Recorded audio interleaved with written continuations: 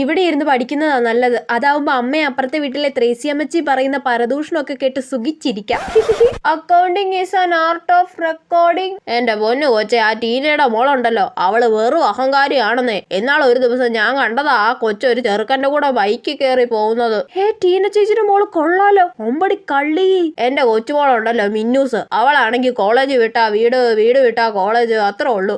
പിന്നെ അവളാ ഈ നാട്ടിലെ ഭൂലോക ഉടായിപ്പ്. അതേപോലെ ആ കേശവന്റെ മോന്റെ മോൻ, അവർ റോഡിൽ നിന്ന് ബീഡി വലിക്കുന്നത് ഞാൻ കണ്ടതാണെന്നേ. അയ്യോ അവനോ? അവൻ പണ്ട് ആരോടും മിണ്ടാത്തൊരു ഇൻട്രോവേർട്ട് ആയിരുന്നല്ലോ. പിള്ളേരുടെയൊക്കെ ഓരോരോ മാറ്റവേ. അയ്യോ അമ്മ ഇങ്ങോട്ട് നോക്കുന്നുണ്ട്. Accounting is an art of recording.